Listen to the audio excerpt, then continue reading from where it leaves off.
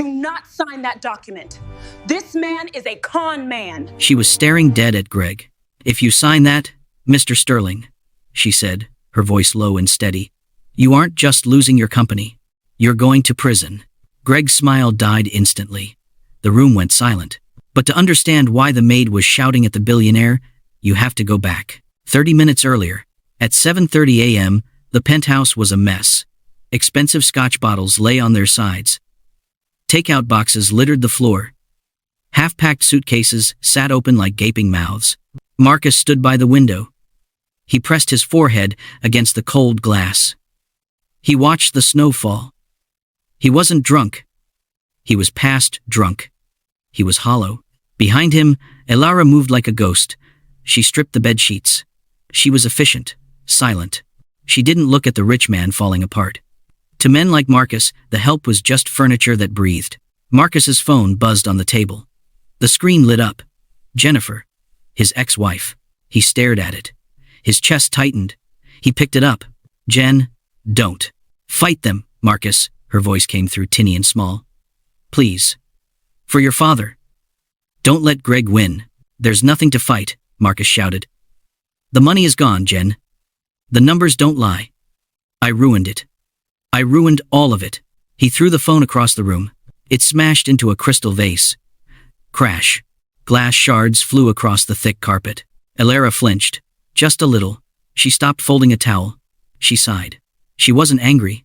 She just looked tired. She walked over to the mess and knelt down. Leave it, Marcus snapped. Elara didn't stop. She picked up the jagged pieces of glass. I said leave it, Marcus yelled, his voice cracking. Get out. I want to be alone when I sign the papers. Elara froze. She was reaching for a piece of paper that had fallen off the table during his tantrum. It was a balance sheet. A list of numbers that said Marcus was broke. She should have put it back. She should have walked away. She had a daughter to feed. She had a past she was hiding from. One word from this powerful man could get her fired. But Elara saw something. She squinted at the paper. Her thumb traced a row of numbers. She tilted her head. The maid mask slipped just for a second. Her eyes weren't submissive anymore.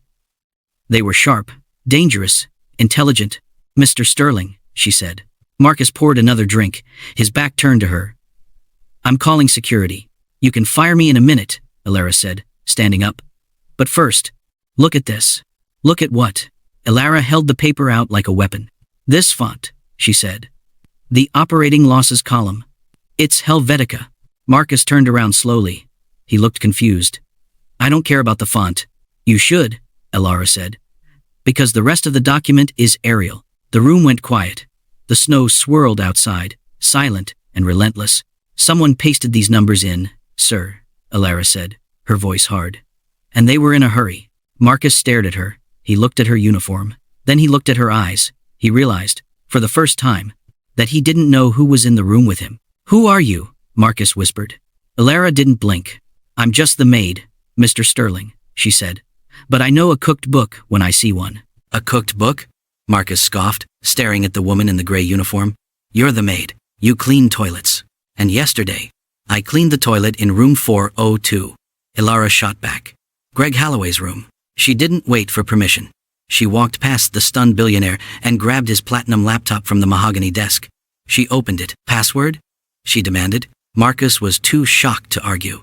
Sterling 1. Capital S. Elara's fingers flew across the keys. She didn't peck like a novice. She typed with the violent speed of a hacker. Accessing the server, she muttered. Bypassing the proxy. Gotcha. She spun the laptop around. Look, Marcus leaned in. On the screen was a bank transfer log. Amount, $4.2 million. Recipient, Vanguard Solutions, Cayman Islands. Date, today, 7:15 a.m. Vanguard? Marcus frowned. That's our logistics consultant. No, Elara said firmly. Vanguard is a shell company. It doesn't have employees. It doesn't have an office. It just has a bank account. She tapped the screen. And that account is registered to a P.O. box in Grand Cayman. Elara reached into her apron pocket and pulled out a crumpled piece of paper. She smoothed it out on the expensive desk. I found this in Greg's trash can this morning, she said. It's a renewal fee for a P.O. box in Grand Cayman. Same number. Marcus stared at the receipt. then at the screen. The math was simple. The betrayal was total. He's not fixing the debt, Marcus whispered, the realization making him sick. He's causing it. He's draining the company dry so he can buy the pieces for nothing. He's gutting you, Marcus, Elara said. Like a fish, Marcus sank into his chair. The anger drained out of him, leaving only shock. He looked up at Elara. She was standing tall now. The Maid act was completely gone. How? Marcus asked. Excuse me? You found a paper trail in 10 minutes that my lawyers missed for 6 months. You tracked an IP address from a hotel room. He stood up slowly. Who are you, really? Because you didn't just get lucky. Elara looked at the clock on the wall. 7:52 a.m. She took off her gray maid's gloves and threw them onto the desk. You're right, she said. I didn't get lucky. I got patient. She walked to the window. The snow outside was blinding white, a wall of ice surrounding them. 5 years ago, I was a senior forensic auditor for the U.S. Treasury, she said, her voice hard. I was the best. I found money that powerful people wanted hidden. She turned to face him. I was investigating a senator for embezzlement. His bagman, the guy moving the dirty money, was Greg Halloway. Marcus's eyes went wide. I had him, Marcus. I had the evidence. But Greg, he's smart. He planted cash in my car. He hacked my accounts. He made it look like I was the one stealing. Elara's voice shook. Just for a second. They fired me. They took my license. I lost my house. My husband left. And because I had a criminal record, the court gave full custody of my daughter to him. A single tear fell down her cheek, but she wiped it away instantly. I haven't seen my little girl in 3 years. Marcus stared at her. The pieces were falling into place. So you came here for revenge? I came here for justice, Elara said. I knew. Greg comes to the Ritz every Christmas. I knew eventually he would find a new victim. She looked Marcus in the eye. I didn't warn you 6 months ago, Marcus. I watched. I let him steal from you. I let him destroy your company. Marcus felt a fresh wave of hurt. You let him ruin me? I needed him to commit a federal crime today, Elara said desperately. On this network, where I could log it. I needed him to feel safe enough to get sloppy. She took a step toward him. You were the bait, Marcus. And I'm sorry. But it was the only way to get my life back. Marcus stared at her. He should have been furious. He was just a pawn in her game. But he looked at the laptop. She was the only person in the world who knew the truth. So what happens now, he asked. Elara pointed to the heavy oak door. He's coming at 8 a.m. He thinks you're broken. He thinks you're alone. If you sign those papers, he wins. He gets the company, and I stay a maid forever. And if I don't? If you trust me, Elara said, her voice trembling with the weight of the moment. If you trust the woman who used you, we can send him to prison for 20 years.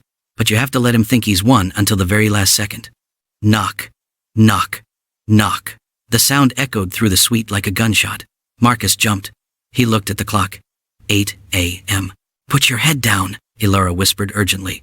Look defeated. Do not look at me. Marcus sat at the desk. He picked up the Mont Blanc pen.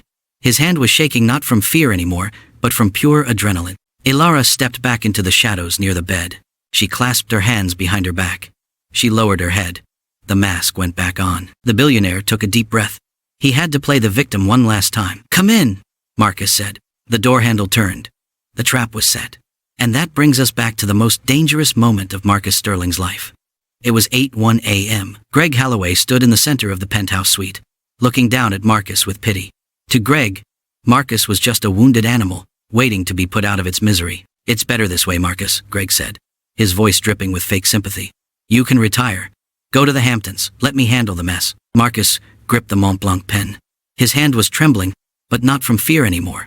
It was trembling from the sheer effort of holding back the truth. He looked at the paper, the document that would hand over his father's legacy to the man who stole it. He lowered the pen. The tip touched the paper. That's it, Greg whispered. Just let go. Wham! For the second time, we see that gray glove slam down on the desk. But this time, we know exactly what it costs. Elara stepped out of the shadows. She wasn't trembling. She wasn't hiding. She stood between the billionaire and the con man like a concrete wall. If you sign that, Elara said, her voice echoing in the silent suite, you aren't just losing your company, you're going to prison. Greg's face twisted in confusion, then recognition. He laughed a nervous, sharp sound. You, the crazy lady from the Treasury. Marcus, call security. This woman is a felon. This was the trap. Greg expected Marcus to defend his own ego. to side with his peer against the help. He expected Marcus to be too proud to listen to a maid. But Marcus didn't call security. He didn't scream. He chose the third option. He chose to listen to the invisible woman. Marcus stood up. He picked up his phone, which had been lying face down on the desk, recording everything. He held it out to Greg. "She might be a felon, Greg," Marcus said softly. "But she's the only person in this room telling the truth." Greg froze. "Marcus, put the phone down. You're making a mistake." "The mistake was trusting you," Marcus said. He tapped the screen. "And Greg, you might want to look out the window." Greg turned. Through the swirling snow, flashing blue lights reflected off the glass. They weren't coming for the bankrupt CEO. They were coming for the thief in the cashmere coat. "Elara logged the transfer," Marcus said. "And I sent the logs to the FBI 5 minutes ago." Greg lunged for the laptop, but he was too late. The heavy oak doors burst open. Federal agents didn't knock. They swarmed the room, cold wind following them in from the hallway. As they handcuffed Greg, he screamed at Marcus, calling him a fool, a failure, a traitor. But Marcus didn't hear him. He was looking at Elara. When the police finally cleared the room, the silence that followed was heavy. The storm outside had broken, leaving the city covered in a clean, quiet white. Marcus sank into his chair, exhausted. He looked at the woman standing by the window. She had taken off her apron. She looked small, tired, but free. "You used me," Marcus said. "It wasn't an accusation. It was a fact." "I did," Elara admitted, turning to face him. "I needed a way to clear my name. I needed to see my daughter again. I'm sorry." Marcus looked at the bankruptcy papers on his desk. He picked them up and ripped them in half. Then he ripped them again. "Don't be sorry," Marcus said. He pulled a fresh sheet of Ritz-Carlton stationery from the drawer.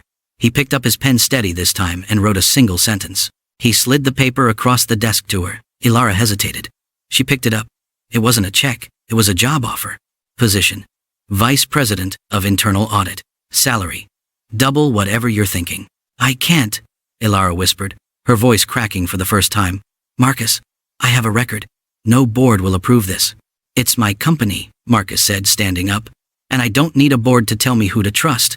I need someone who notices when the font is wrong." Elara looked at him, tears finally spilling over. For 5 years, she had been invisible.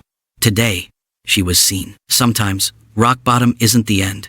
Sometimes, it's the solid foundation you need to build something new. Marcus Sterling didn't just save his company that Christmas. He learned that loyalty doesn't wear a suit, and the truth often comes from the people we overlook. Elara got her job. But more importantly, 2 weeks later, Marcus stood by her side in a family court, as a judge looked at the FBI commendation letter and banged a gavel. He watched a little girl run into her mother's arms, crying the kind of happy tears that wash away years of pain. So, here is the question for you. When was the last time you dismissed someone because of their title or how they looked?